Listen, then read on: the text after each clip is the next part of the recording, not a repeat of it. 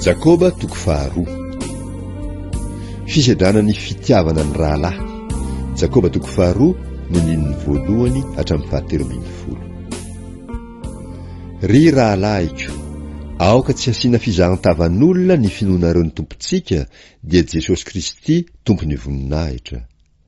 Fa raha misy olona miditra eo amin'ny sinagoganareo, misy peratra volamena amin'ny rantsan-tanany sady miakanjo tsara, ary mba miditra kosa izay olona malahelo miakanjo ratsy, koa mijery ilay miakanjo tsara ianareo ka manao hoe mipetraha eto amin'ny fitoerana aloha ianao, ary manao amin'ilay malahelo kosa hoe mitoery eroa ianao, na mipetraha etsy amin'ny fitoeran-tongotro, moa tsy miangatra va ianareo amin'izany ka efa mpitsara manan-kevitra-tsy?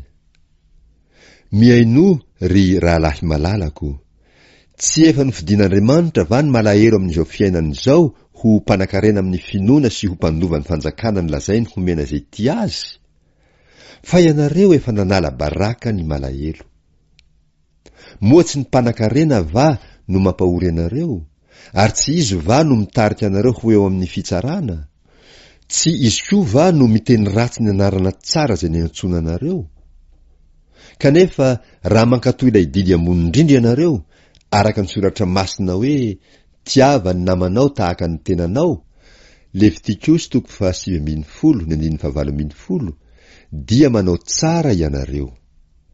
Fa raha mizaha tavan'olona kosa ianareo, dia manota ka helohin'ny lalàna ho mpanota.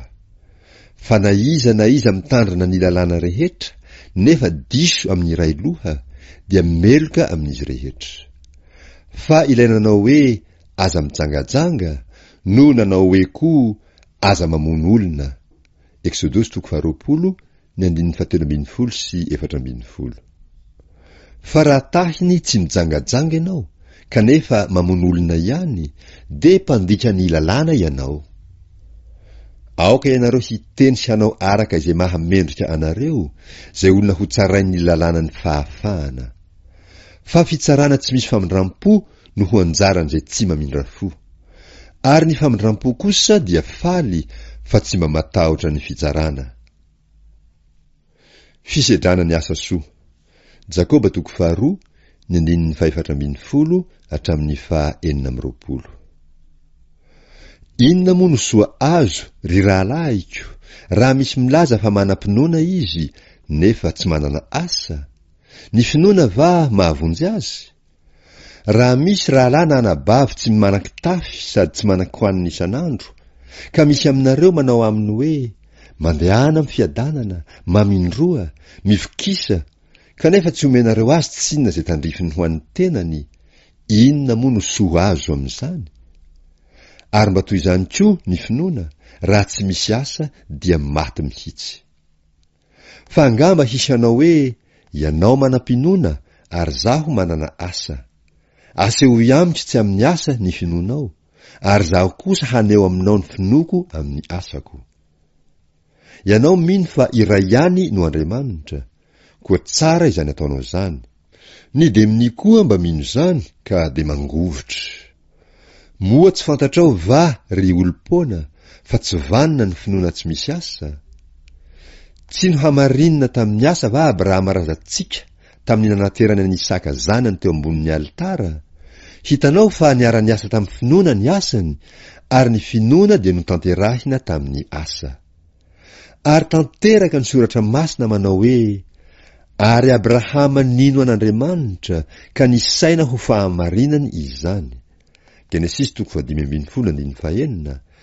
Ary natao hoe sakaizan'Andriamanitra izy. Isaia 2:7. Koa dia hitanareo fa hamarinina amin'ny asa ny olona, fa tsy amin'ny finoana ihany. Ary toy izany koa Rahaba janga, tsy no hamarinina tamin'ny asa va izy tamin'ny nandraisany ireny iraka ireny sy ny nampandehanany azy tamin'ny lalan-kafa?